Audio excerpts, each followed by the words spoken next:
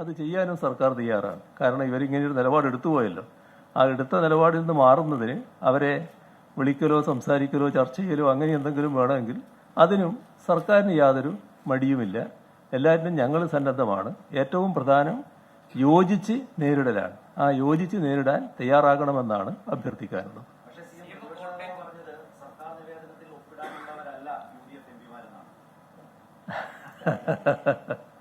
അത് ഞാൻ ഈ പറഞ്ഞ വികാരത്തിന് നേരെ വിപരീതമായ കാര്യമാണ് പറയേണ്ടത്. അതായത് അതാണ് അവരിപ്പോൾ സ്വീകരിച്ചു വരുന്ന നിലപാട്. ഇപ്പോൾ സ്വീകരിച്ചു വരുന്ന നിലപാട് നിർഭാഗ്യവശാൽ നാടിനെതിരായിട്ടുള്ള നിലപാടാണ്. ഒരു കേരള വിരുദ്ധ മനസ്സിലേക്ക് കാര്യങ്ങൾ എത്തി നിൽക്കുകയാണ്. അതല്ല നമുക്ക് ആവശ്യം. നമുക്ക് നമ്മുടെ നാടിനെ പുരോഗതിയിലേക്ക് നയിക്കണം. ഇന്നുള്ളതിൽ നിന്ന് മുന്നോട്ട് പോകണം. ആ കാര്യത്തിൽ നമ്മളെല്ലാവരും നിലപാടെടുത്ത് കേന്ദ്രത്തോട് അവരുടെ സമീപനം തിരുത്തണമെന്ന് ആവശ്യപ്പെടുന്നു. ഇതിനാണ് അവർ മുൻതൂക്കം കൊടുക്കേണ്ടത്. നിർഭാഗ്യവശാൽ പ്രതിപക്ഷ നേതാവ് അത്തരമൊരു സമീപനമല്ല സ്വീകരിക്കുന്നത്. അത് ഈ വസ്തുതകളുടെ അടിസ്ഥാനത്തിൽ തിരുത്തണം എന്നാണ് എനിക്ക് അഭ്യർത്ഥിക്കാനുള്ളത്.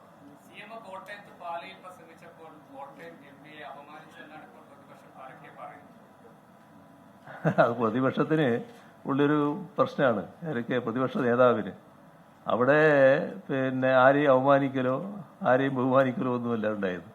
കാര്യങ്ങൾ വിശദമായി പറയലാണ്. അത് നാട്ടുകാരോട് കാര്യങ്ങൾ പറഞ്ഞിട്ടുണ്ട്. ഈ പറഞ്ഞ കോട്ടയം MP എല്ലാ പരിപാടികളിലും അവിടെ ഉണ്ടായിരുന്നു. ഒരു പ്രശ്നവും അദ്ദേഹവും ഞാനും തമ്മിലില്ല, ഞങ്ങളും അദ്ദേഹവും തമ്മിലും ഇല്ല. അതായത് ഈ നവകേരള യാത്രയും കോട്ടയം MP-യുമായിട്ടൊരു പ്രശ്നമില്ല എന്നത് മനസ്സിലാക്കണം. പിന്നെ ഒന്നും പറയാനില്ലാതിരിക്കുമ്പോൾ ഇങ്ങനെ ചില കാര്യങ്ങൾ പറഞ്ഞ് അതിൻ്റെ ഒരു മനോസുഖം അനുഭവിച്ചു പോവുകയാണ്. ഇങ്ങനെ കെട്ടിച്ചമച്ച് കാര്യങ്ങൾ പറയുക എന്നതാണ് കണ്ടുകൊണ്ടിരിക്കുന്നൊരു കാര്യം. ആർക്കും ഇല്ലാത്തൊരു പരാതി ഉണ്ട് എന്ന് വരുത്താൻ വേണ്ടി ശ്രമിക്കുകയാണ്. അതിനാണ് മനോരോഗം എന്ന് പറയുക. അപ്പോൾ എനിക്ക് മനോരോഗം എന്ന് പറഞ്ഞു കളഞ്ഞ് എന്ന് പറഞ്ഞിട്ട് പിന്നെ പരിഭവിച്ചിട്ട് കാര്യമില്ല. പ്രത്യേക മാനസിക നില ഇതിൻ്റെ ഭാഗമായിട്ട് വരുന്നുണ്ട് എന്നുള്ളതാണ് കാണേണ്ടത്.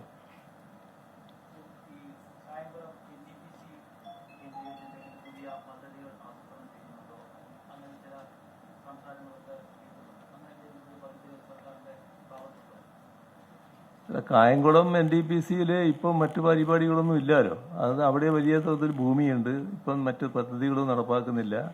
യഥാർത്ഥത്തിൽ NTPC-യുമായി ചർച്ച ചെയ്ത് കാര്യങ്ങൾ നല്ല നിലക്ക് നടത്താൻ കഴിയുമെന്ന് നോക്കേണ്ടതാണ്.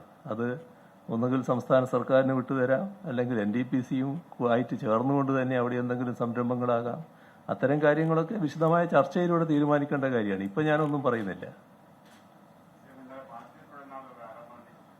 നവകേരള സദസ്സിന്റെ ഭാഗമായി മുഖ്യമന്ത്രി മാധ്യമങ്ങളെ കാണുന്നതിന്റെ തത്സമയ സംപ്രേഷണമാണ് കണ്ടത്.